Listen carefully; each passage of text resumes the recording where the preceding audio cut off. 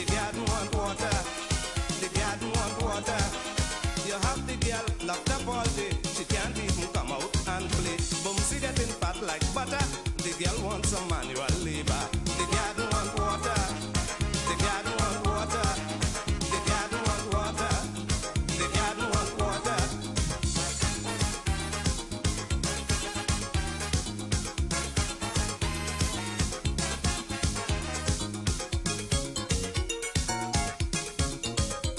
And welcome back, everyone. You know, I was just listening to that song there from Shadow, and I was just saying what Shadow said. I don't know that I can say it, you know, on television, right? So we'll leave that to Shadow. All right, so recently, Prime Minister Dr. Keith Rowley announced some major developments in the energy sector. Also, you would remember recently, the Energy Minister also announced a number of major developments. We do have on the line this morning energy expert Javed Razack. Mr. Razack, good morning. Hi, good morning. How are you? I'm good. Well, let's get right into the meat of the matter. Recently, there was a major development concerning the Dragon gas arrangement with Venezuela. There is some talk about the development of the Loran Manatee field. There was also the recent signing of 3 deep water wells with multinationals, with BP and Shell. The energy minister also spoke of a successful onshore, offshore or nearshore bid round with 16 bids received for 8 blocks, all awarded. He also revealed that EOG also brought in a rig for 12 months to have a drilling program of over 9 wells. So some of the developments in the energy sector, oil and gas sector. Javed, how do you see things? So definitely there's been some great progress on the Venezuelan front. I mean, you know, we've been hearing and talking about Dragon and Loran Manatee for many years. And we understand that there's so many different factors involved in the relationship and negotiations with Venezuela, right? Things that are both within and outside our control. So it's very encouraging to see the great strides that the government has made in terms of getting, license from Venezuela, a lifting of some of the restrictions from the US and so on to get the Dragon field going. Really, we have a limited amount of gas in the country, and the closest source of gas that is not being exploited is in Venezuela. It's within distance that we could technically exploit it, and it is really one of the biggest developments in the energy sector so far. So I think definitely on great progress with Dragon, and we look forward to seeing how that works out, even though there's quite a lot of things still to be done. On the Loran Manatee side, Shell and the government is going ahead with the one just less than 30% that's on the Trinidad and Tobago side, and hopefully the Dragon deal can pave the way for the use of the Manatee part of it, the Loran part of it, which is on the Venezuela side. And you also mentioned the other developments with EOG and so on. Yes, there are 2 rigs working now in Trinidad on the East Coast, one for BP, one for EOG, so that is good. Finally, we have bid rounds that have materialized onshore. There are some blocks onshore that have been awarded. A couple blocks signed in deep water, as you mentioned, and there's a bid round ongoing for shallow water. So, yes, definitely encouraging news. Some of us think, we've been waiting for these bid rounds for a while. It's better late than never, but still good nonetheless. But Javed, are we going to see the benefits of all of these deals anytime soon? So that's the thing, right? When people hear these developments, they expect to see increases or improvements tomorrow. Now, a deep water block from signing, if you actually explore and find something and it materializes, you're looking at 10 to 15 years, for a deep water block, right? For a shallow water block, probably 10 years or less. And onshore, we've seen the recent fields that came online with Touchstone. They came online last year and this year, the gas fields onshore. That took place just under 10 years after signing of these blocks. So it gives you an idea of how long it takes from signing to actually have production. That's if they even find anything at all, right? So that part of it is still a longer term item. The short term developments that are good is the drilling that's going on with BP and EOG, which is to bring on new gas, and that's continuously happening. And then I suppose maybe medium term is what you'd call Venezuela, Dragon. I mean, my thing is that it probably is going to take between the regulatory parts of the discussion and then actually doing the technical work. I wouldn't expect Dragon to be online probably within 4 to 5 years. In my opinion, as a best case scenario, and we've heard from Shell that Manatee is expected in 2028. Yeah.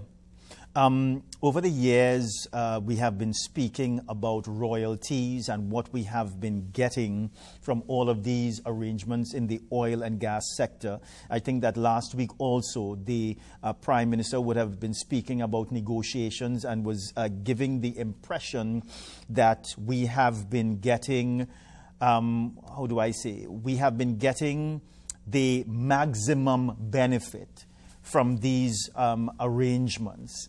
Have you seen any real development in that area over the years?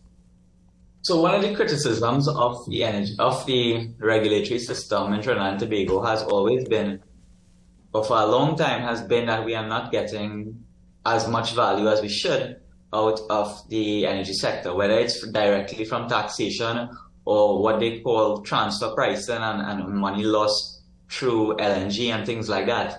I think there's been some improvements. I think royalty was levied for the first time on gas in the last few years, which is one of the things you're referring to. I think the Prime Minister was also referring to a restructuring of Atlantic LNG, which is either close to complete or still ongoing, where they are putting all the trains basically and creating in one company so that the government will have a stake in the other trains as well. So that is part of the solution in terms of getting better value out of the sector. I don't think that we're there at maximum yet. I think there are lots of gaps still that has to be looked at, but definitely some of these gaps are being closed. Again, better late than never, but you know, there's been so much value lost over the years in some areas that, you know, it's hard to look at now and see what we could have had, but still encouraging. And I'm glad that it's not, you know, it's not missed completely. Yeah. And what about the management of the sector by the government in general? Sorry, could you repeat? What about the management of the sector in general by the government? So that's always a touchy area as well, right? Because so we see the government leading definitely in the negotiations with Venezuela. Like the Minister of Energy has been there for quite some time. He has taken front on that, and that's certainly, you know, as on the ground as it could possibly be, right? There are lots of areas in the sector that we think still requires better management, whether it's from the, you know, I work in the services company sector, and we still struggle to have local content as a priority in Trinidad and Tobago for services here. And when we look at what's happening next door in Guyana and Suriname, we see those countries taking a very strong stance on local content. And you know, it's kind of regretful that we haven't done the same over the years. So I think there are some areas that definitely could still be better managed. I know the Ministry of Energy, they try as much as they can, and they complain about being under-resourced all the time, right? And you really just can't have a strong sector in any industry without a strong regulator. Yeah. As we move, we're really in the final months of this year, and right now there are two wars raging in the world. Of course, we know what is happening between Israel and Palestine, and also that situation with Ukraine and Russia. There is a level of upheaval in the Middle East right now. As we look at those situations and the oil and gas sector, how do you see things playing out, let's say, for the rest of the year, early into next year? So there was, I mean, it's hard to say, right? But when the war in Ukraine started, there was some benefit in terms of commodity pricing, LNG, ammonia, methanol, and so gas price and oil prices and so on increasing due to the uncertainty. The geopolitics of it seems to indicate that the U.S. has become more friendly towards Venezuela because of the uncertainty of gas supply in Europe, and as well as all the other, you know, the war and uncertainty in the Middle East as well.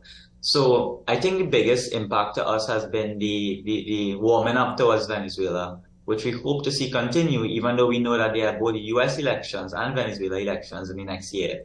And that those two will definitely determine a lot about how that goes forward for us. But certainly because of all the conflict, I don't think oil and gas prices are going to go too low anytime soon. It'll probably maintain its, around where it's at right now. Yeah.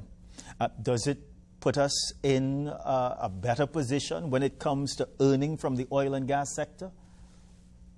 Sorry, you broke up for a second. I'm just asking because of what is happening, Ukraine, Russia, and also what is happening in the Middle East.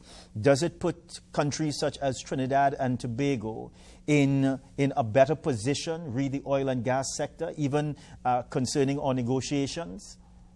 Yes, I think so, definitely. I think definitely you have to diversify risk, and the US and Europe are looking to diversify that risk with doing more business with Venezuela. So definitely, I think we're in a position to benefit from that. Yeah. Javed, it was a pleasure speaking with you. Thank you very much. Thank you very much, Marlon. Take care. All right. Bye-bye. Okay. So it's time for another break. We are coming back.